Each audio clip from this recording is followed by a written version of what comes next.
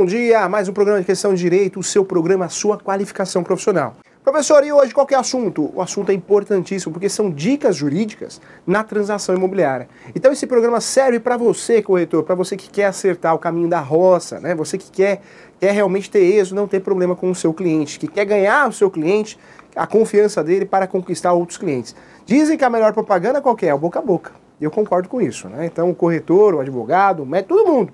Melhor propaganda que tem é o boca a boca. Então faça um serviço bem feito, faça a coisa com qualidade. Para começar o nosso programa de hoje, o tema, né? Tema importante, dicas jurídicas na transação imobiliária. Nas transações imobiliárias, compra e venda, cessão de direitos possessórios, locação. Não dá para falar de um tema desse sem falar os atos iniciais. Time que quer ganhar, o time que quer ganhar tem que cuidar do quê? Da defesa. Para o corretor de imóveis, para o advogado, para um comprador, um vendedor, onde que começa a dar certo uma transação imobiliária? É na defesa. A defesa aqui são os atos iniciais. Não adianta eu querer fazer uma transação imobiliária sem conhecer a propriedade. Eu preciso ter em mãos o conjunto de certidões. Quais, professor? São vários, vamos falar aqui. Mas no mínimo eu preciso conhecer essa propriedade. Será que quem está vendendo realmente é dono? Eu preciso conhecer. Como que eu faço isso, professor? Eu só consigo conhecer a propriedade através da certidão de propriedade. Certidão de propriedade, nós sabemos que antes de 73 tem a transcrição, certidão de transcrição. Após 73, certidão de matrícula. É a mesma coisa? Ambas são certidão de propriedade. Certidão de propriedade é o gênero. O que ocorre é que a matrícula é mais atual, é moderno. A linguagem da matrícula é mais acessível, é informatizado, os cartórios de imóveis têm a matrícula informatizada no seu sistema. Então facilitou muito a rapidez. Quando você solicita uma matrícula é muito mais rápido você conseguir esse documento em mãos do que conseguir uma transcrição que vai num livro, de um livro joga para outro e vai indo, vai pesquisando até chegar naquele número de transcrição. Sem falar dos requisitos, a matrícula é um sistema mais completo. Quando eu falo de matrícula tem RG, CPF, na transcrição não tinha essas informações porque a população era menor. Então com certeza houve essa mudança e essa mudança foi para melhorar, foi para qualificar. A matrícula hoje é muito melhor. Ela é muito mais segura, gera uma segurança jurídica do que a própria transcrição. Mas fato é, qualquer imóvel que você for vender ao lugar, você precisa conhecer a propriedade e vai conhecer através de uma certidão de propriedade, ou chamada de certidão de matrícula ou transcrição. Professor, mas eu quero conhecer a história a fundo. O que eu posso fazer? Tem a certidão vintenária, né? Ou seja, 20 anos para trás. Você pode solicitar essa certidão também, se você quer ter informações de um período maior, um lapso temporal maior. Fato é, professor, esse imóvel não está no nome do meu cliente que quer fazer a locação, então não posso alugar. E aí sim vem um bom senso, né? Nas transações imobiliárias, lógico, nós temos regras que devem ser seguidas, atos iniciais que devem ser praticados, mas eu preciso escutar a história. Como assim, professor? Muitas vezes o imóvel não está no nome do sujeito porque não foi feito o registro em cartório. Não foi feito o registro em cartório no nome dele. Porém, ele tem um contrato de gaveta, que ele comprou a posse, ele está regularizando através de uma ação de uso capião, ou uma ação de adjudicação compulsória, vai depender de cada caso, ou está regularizando de uma forma administrativa, que existem também. Então não quer dizer que só porque não está no nome dele no cartório ele não tem a posse. Posse é uma coisa, domínio é outra. Domínio é ter o nome no cartório de imóveis, registro. Posse é a posse, através de um contrato de cessão de direitos possessórios, através de um contrato de cessão de direitos hereditários, ou seja, comprou o imóvel de um sujeito que não foi feito o inventário, então você comprou os direitos hereditários, então precisa analisar com cuidado. Mas numa transação imobiliária de compra e venda, de locação, o mínimo que você tem que ter em mãos é a certidão de propriedade. Essa certidão para você verificar como está a situação do imóvel em termos de documento, de registro de cartório de imóveis, tá? Então é importante você fazer isso sim. Ah, professor, mas é muito ruim, muito caro. Não é tão caro assim, claro, é um serviço que falam que a certidão é cara, mas não é importante. Quem vai pagar isso é o corretor? Não, é o cliente. O cliente que quer vender o seu imóvel ele tem que entregar para o corretor a cópia ou a certidão atualizada. Tem que fazer isso para que o corretor possa mostrar para quem? Para o comprador. Então precisa disso, tá? Principalmente na compra e venda. Além da certidão de propriedade, nós temos que conhecer o cliente. Conheço a propriedade, depois eu conheço o cliente. Como que eu conheço a propriedade? Através da certidão de propriedade. O próprio nome diz. É importante dessa propriedade eu fazer o levantamento, a solicitação, a emissão de uma certidão negativa de débitos municipais. Eu preciso ver se esse imóvel, ele é urbano. Eu preciso solicitar uma certidão para ver se o vendedor, o proprietário, ele deve alguma coisa para a prefeitura, seja uma taxa de lixo, seja talvez o próprio tributo, IPTU. Então eu preciso fazer esse levantamento. Ah, mas é rural, então NTR, eu preciso fazer esse levantamento também. Será que esse vendedor não deve para a União? Então eu preciso fazer esse levantamento também. Lembrando sempre que eu tenho que fazer esse levantamento de forma obrigatória como corretor, como advogado que cuida dessas transações imobiliárias, ou como comprador, como vendedor, porque a obrigação é próprio terreno. Professor, como assim? O que é isso? Próprio terreno é aquela obrigação que fica vinculada à coisa, ou seja, a coisa imóvel, ao imóvel. Então você não pode vender uma coisa que tem dívida, porque depois isso vai recair sobre o novo proprietário, e esse novo proprietário vai pagar, vai negociar, vai parcelar e depois vai processar o antigo, né, proprietário, o vendedor e também você, corretor. Então você não pode correr esse risco. Não pode ter falha nesse procedimento. É como se fosse um piloto de avião. Tem que ter o checklist. Você, como corretor, tem que ter. Você faz isso, coloca no caderno, checklist, cria um material lá para você lembrar. Então, preciso conhecer o imóvel? Preciso, através da certidão de propriedade. Eu preciso saber se esse imóvel tem dívida? Preciso. Vou fazer o levantamento disso aonde? Vou analisar se é ITR ou IPTU e vou fazer esse levantamento.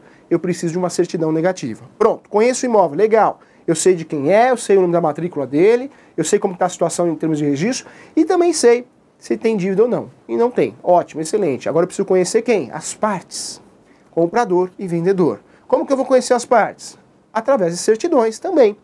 Certidão de distribuição civil, certidão de distribuição criminal. Professor, para que distribuição civil? Porque se eu estou fazendo uma transação e eu percebo que esse sujeito tem várias ações de cobrança, nessa ação, nessa certidão de distribuição civil, eu vou detectar o quê? Que tem várias ações de cobranças por falta de pagamento, outras ações. Então eu vou detectar que esse sujeito é o quê? Um mal pagador. Verdade. E aí eu vou colocar minha conta em risco para bater o carimbo nessa transação imobiliária, depois o vendedor não vai receber do comprador. Toma cuidado com isso, tá? Então precisa analisar sim a certidão de distribuição civil para eu conhecer quem que é o comprador. E o mesmo ocorre com o vendedor. Eu preciso levantar, emitir certidões de distribuição civil também do vendedor, porque muitas vezes ele está vendendo, tentando lapidar o patrimônio, mas existem várias execuções, várias ações de execuções, várias ações de cobrança, ou seja, ele quer fazer uma fraude contra credor, ele quer fazer uma fraude contratual, né, para se livrar dos bens e não perder os bens. Só que já existe um processo. Então essa venda ele pode até vender, mas depois essa compra e venda, essa transação pode ser nula. Então fique atento em relação a isso também. Então, preciso conhecer a propriedade? Preciso, certidão de propriedade. Eu preciso saber se tem débitos em relação a tributos? Preciso. O que mais, professor, que eu preciso saber? Conhecer o comprador e o vendedor. Quais certidões que eu uso para conhecer o comprador e o vendedor? Certidão de distribuição civil e certidão de distribuição criminal. Para saber se esse sujeito tem processos no nome dele, ações de cobrança, de execução, então eu preciso conhecê-lo, tá? É assim que eu faço para fazer uma boa transação imobiliária. Professor, mas eu quero conhecer esse sujeito, é um empresário. E aí então você pode tirar também, pode solicitar também a certidão de emissão de ações trabalhistas e execuções trabalhistas. Cuidado, hein? Quando eu falo de certidão trabalhista, tem que tirar duas certidões. Execução já está na fase de cobrança, já existe uma sentença, e a certidão de ações trabalhistas. São as certidões que estão em andamento, ainda não tem uma sentença. Professor, mas é importante? Claro. Se esse sujeito que está vendendo bem, uma propriedade, ele tem uma ação trabalhista já na fase de execução, ou ainda uma ação em andamento, uma reclamação trabalhista, ele está vendendo porque ele sabe que ele vai perder a ação, então ele quer lapidar o patrimônio. O que pode ocorrer? Essa compra e venda, esse ato pode ser nulo. Então toma cuidado com isso. Quem vai arcar com o prejuízo é o comprador. E você, corretor, que com certeza o cliente vai querer, ele quer muitas vezes, ele não quer só o seu conhecimento. Ele prefere pagar a sua comissão, os seus honorários, pela sua responsabilidade. Entenda isso. Quando um comprador e vendedor, muitas vezes ele não é leigo, até entende do assunto, ele quer envolver um corretor no meio, ou um advogado no meio dessa transação, porque ele quer a responsabilidade de ambos, né? Além, claro, do conhecimento técnico, ele quer a responsabilidade. Ele sabe, se der algo errado, ele sabe que ele tem quem apontar o dedo e falar, você errou. Então tome cuidado com isso, faça a coisa da forma adequada. Tem as certidões de protesto em cartório. Se você achar pertinente, é importante fazer um levantamento, sim. Faça um levantamento dessas certidões em cartório. Isso é importante também de protesto, né, para verificar se o sujeito tem protesto ou não. Professor, a certidão é positiva, ou seja, o sujeito tem 3 ações no nome. Pronto, já não vou dar um aval para o negócio. Calma, muita calma nessa hora. Na verdade, existe muito lado do bom senso, é o que eu falei para você. Se você percebe que esse sujeito, esse comprador ou esse vendedor tem várias ações no nome, mas ações que não impactam no negócio, por que não fazer um negócio? Como assim, professor? Não sei, o sujeito tem 3 ações, mas 3 ações de alimentos. Pensão alimentícia, mas ele tem uma ação trabalhista, e essa ação trabalhista, o valor da ação que está sendo executada é R$ 1.500. Então você vai melar o negócio por causa disso? Não. Basta você solicitar uma certidão de objeto em pé, para conhecer o conteúdo daquela ação, explica para o comprador, explica para o vendedor e faz assinar uma declaração, ciente que existe um processo em andamento, número tal, que deverá esse processo, ciente que foi explicado para o comprador, que já existia esse processo em andamento. Você tem que realmente passar esse conhecimento para o comprador, para o vendedor, explicar que existe uma ação em andamento e de alguma forma você tem que provar isso, tá? Então fique atento em relação a isso também. Professor, acabou os atos iniciais, é certidão, né? Não, nós temos os atos iniciais ligados aos documentos particulares, né? Então, quando eu falo em uma transação imobiliária, eu não estou falando de uma transação de uma mochila, de um celular, que muitas vezes você vai trocar de um celular por ano. O professor conhece pessoas aí que cada 3 meses troca de celular. É diferente, o imóvel pode ser o único imóvel da vida do sujeito. Olha a sua responsabilidade perante esse negócio. Então você tem que amarrar esse negócio. Amarrar, que eu falo, é proteger esse negócio. Como que você vai fazer isso? Você tem que usar instrumentos particulares. Tem que utilizar proposta, aceite, no compra e venda. Na locação, também.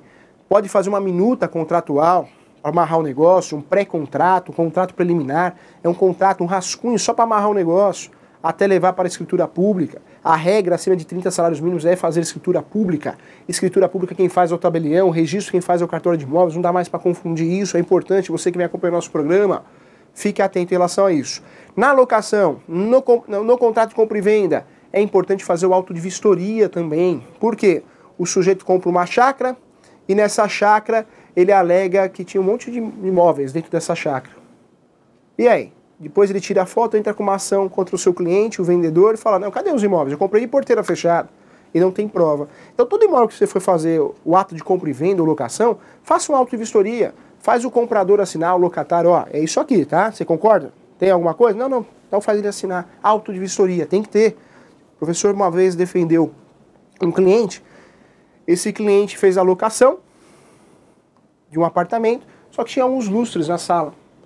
Ao final da locação, arrancaram os lustres. E o locador falou, não, tinha lustre aqui, ó, a nota fiscal. E o locatário não tinha prova, porque quando ele entrou, ele não tirou foto, não assinou auto de vistoria. Toma cuidado, a questão do auto de vistoria é séria. Ah, então é importante sim, hoje dá para você tirar foto no celular. Ah, professor, esse relatório, esse auto de vistoria é um relatório do que tem ou não tem? É isso mesmo, para você provar o que foi vendido ou não, o que foi locado ou não. E é importante você fazer isso, fique atento. Fique atento também aos contratos. Professor, contrato é tudo igual, professor. Não é verdade, hein? Não é verdade, né? Apesar de ser, apesar do chinês ter olho puxado, tem um outro costume, é oriental, mas não é japonês, é diferente. Então não existe esse negócio, é tudo igual. Então tem as suas situações particulares. Então, contrato, fique atento. Compra e venda, pagou, levou, ocorreu a tradição. Compromisso, existe dívida ainda, compromisso de compra e venda, existe dívida. Promessa de compra e venda, uma expectativa de direito, eu vou comprar algo que vai ser construído, um empreendimento imobiliário, eu estou comprando um imóvel na planta, compromisso de compra e venda, promessa de compra e venda. Compromisso, dívida, promessa, vai construir ainda, não consigo enxergar, uma promessa, expectativa de direito, fique atento. Compra e venda, pagou, levou, compromisso, existe dívida. Existe aí no contrato de cessão de posse, eu estou comprando só a posse. Para quê, professor? Para talvez regularizar essa posse, através de uma ação de uso capião, quando eu tenho os outros requisitos. Lapso temporal, de 5, 10, 15 anos, depende do uso capião, posse mansa e pacífica, o ânimo da posse, a vontade de ser dono. Então eu posso usufruir isso numa ação de uso capião. Existe o contrato de cessão de direitos hereditários. Eu estou comprando, mas não foi feito o inventário ainda. Então, eu estou comprando os direitos hereditários para me habilitar no processo de inventário, se existe ou se não fazer o inventário. Fique atento. Fato é que o imóvel, quando não é regular, ele perde valor de mercado, perde muito. Então, o interessante é sempre praticar a compra e venda de um imóvel regular. Professor, por que o pessoal não tem o costume de fazer a coisa certa em termos de registro aqui no Brasil? Porque é caro. Quando você fala de uma compra e venda, você tem que fazer a escritura pública, que é feita no tabelião. É uma tabela, que vai depender do valor venal do imóvel. Então é caro. Depois eu pego essa escritura pública, eu já paguei para o tabelião, eu tenho que fazer o quê? Eu tenho que fazer o registro. E o registro eu vou pagar para o cartório de imóveis. Lá eu paguei para o tabelião. É a mesma tabela que é utilizada aqui no tabelião, é utilizada aqui, com base no valor do imóvel. Então quanto mais caro o valor do imóvel, mais eu vou ter que pagar de registro. Sem falar de recolher os tributos, né? Então, por isso é caro, por isso muita gente prefere fazer o contratinho de gaveta. Só que o contrato de gaveta não gera segurança jurídica. infelizmente não gera essa segurança jurídica. Dá até para discutir, para regularizar através de uso capião, discutir através de uma ação chamada de embargo de terceiro, ou seja, existe uma ação de cobrança, de execução, e levanta a mão e fala, peraí, esse imóvel é meu, tem meios para isso, mas não gera segurança jurídica. Só é dono quem registra, só é dono quem registra, esse ditado é verdadeiro. Toma muito cuidado com isso, tá? Então é importante você, como corretor, orientar sempre, fazer o registro. Ah, professor, mas o meu cliente falou assim, olha, eu não vou fazer esse registro não, porque eu vou gastar uns 8 mil reais de documentação. Eu vou guardar o contratinho de gaveta. Então explica para ele dos riscos desse negócio, porque um negócio que não é feito de forma adequada, como um domínio, ele vai ter só a posse, ele pode depois ter problema em relação a isso. Fique atento em relação a isso, tá bom? Compra e venda, pagou, levou, hein? Contratos, faça o contrato adequado. Certidões, tem que tirar. Auto de vistoria é importante fazer tanto na locação como na compra e venda. Locação regulamentada pela Lei 8.245 de 91. Trata da locação residencial, não residencial e por temporada. Mas tem o Código Civil que trata da locação também, que trata da questão dos bens móveis, além dos hotéis, motéis, a parte hotéis, tudo Código Civil também. E temos o Estatuto da Terra para os imóveis rústicos e rurais. A legislação também de locação é grande, hein? Bom, vamos lá. Questão X, roda a vinheta.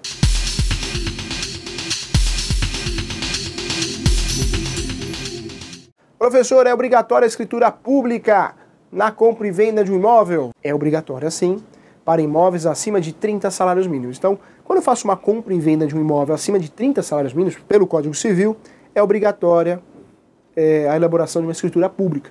Professor, mas eu sou corretor, eu tenho um amigo advogado, nós fazemos um contrato muito bem feito, eu sei. E deve até fazer para amarrar o negócio. E esse contrato pode ser tão bem feito que até o tabelião pode usar para bater lá a escritura pública e utilizar informações do seu contrato que está muito bem feito. Mas fato é que acima de 30 salários mínimos tem que fazer escritura pública. Não tem jeito, senão não consegue registrar. Você não consegue registrar o contrato particular, tem que ser através da escritura pública chamada escritura definitiva. Escritura pública quem faz é o tabelião, registro quem faz é o cartório de imóveis. Baita concurso para quem gosta aí, né? Ser o dono do cartório, como se fosse dono do cartório. Tabelião ou, se não, oficial do cartório de registro, tá? Então o fato é que acima de 30 salários mínimos tem que fazer escritura pública. Tem que fazer, não tem jeito, não tem choro, tem que fazer escritura pública, tá bom? Professor, volta então no nosso próximo programa. Agradeço a você que vem acompanhando, mande sugestões para nós. Nosso programa em 2016 estará muito especial, a agenda é muito boa, hein? O assunto, o conteúdo será excelente. Não vai perder Questão de Direito toda quarta-feira das 10 às 10h30. Tchau, fui!